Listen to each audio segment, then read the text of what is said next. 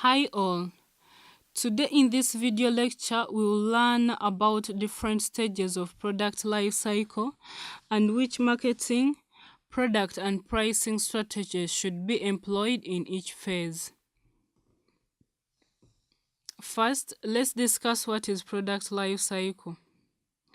Product life cycle, or PLC, is the cycle through which every product goes from introduction to withdrawal or eventual demise.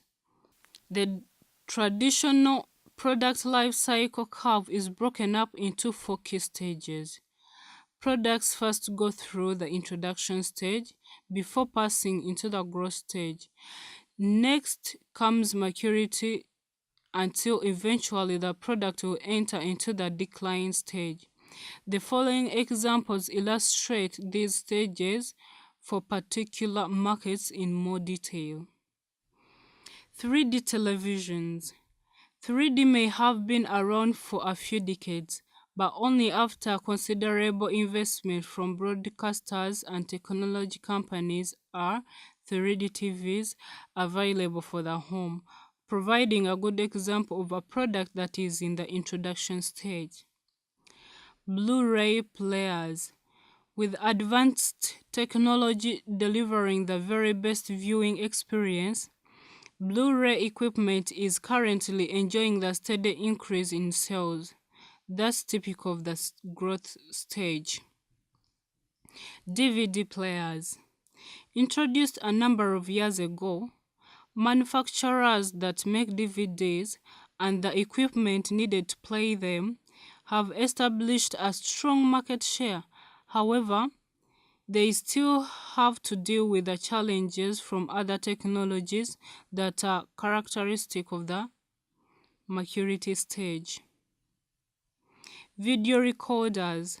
While it is still possible to purchase VCRs, this is a product that is definitely in the decline stage, as it's become easier and cheaper for customers to switch to other, more modern formats. Now let's move into discussing all the phases in the product life cycle. The introduction stage is the stage in which a new product is first distributed and made available for purchase after having been developed in the product development stage. Therefore, the introduction stage starts when the product is first launched. But introduction can take a lot of time, and sales growth tends to be rather slow. Nowadays, successful products such as frozen foods and HD TVs lingered for many years before entering the stage of more rapid growth. Furthermore, profits in the introduction stage are negative or low due to the low sales on the one hand and high distribution and promotion expenses on the other hand. Obviously, much money is needed to attract distributors and build their stocks. Concerning the product life cycle strategies, we can identify the proper launch strategy. The company must choose a launch strategy that is consistent with the intended product positioning.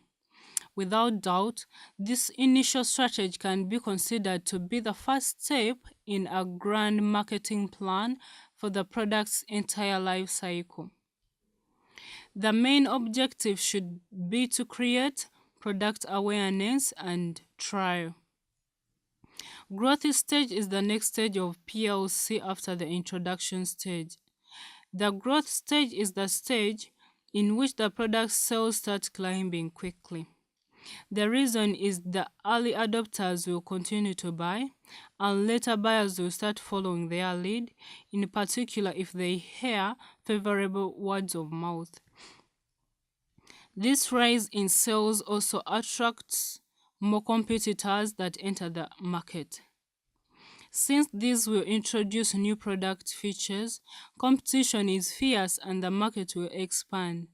As a sequence of the increase in the competitors, there is an increase in the number of distribution outlets, and sales are augmented due to the fact that sellers rebuild inventories. Since promotion costs are now spread over a large volume and because of the decrease in unit manufacturing costs, profits increase during the growth stage. The main objective in the growth stage is to maximize the market share. Then we come to maturity stage. The maturity stage is the stage in which the product sales growth slows down or levels off after reaching a peak. This will happen at some point since the market becomes saturated. Generally, the maturity stage lasts longer than the two preceding stages. Consequently, it poses strong challenges to marketing management and needs a careful selection of product life cycle strategies. Most products on the market are indeed in the maturity stage. The slowdown in sales growth is due to many producers with many products to sell. Likewise, this overcapacity results in greater competition.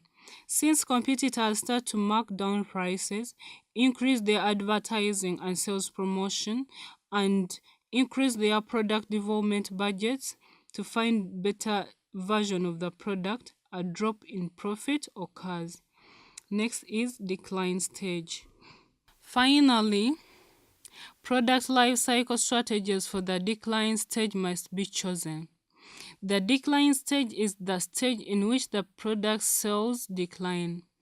This happens to most product forms and brands at a certain point. The decline can either be slow, such as in the case of postage stamps, or rapid, as has been the case with VHS tapes. Sales may plummet to zero or they may drop to a low level where they continue for many years. Reasons for the decline in sales can be of various kinds. For instance, technological advances, shifts in consumer tastes, and increased competition can play a key role. As sales and profits decline, some competitors will withdraw from the market. In the following, all characteristics of the 4 product life cycle stages discussed are listed. For each product life cycle strategies with regard to product, price, distribution, advertising, and sales promotions are identified.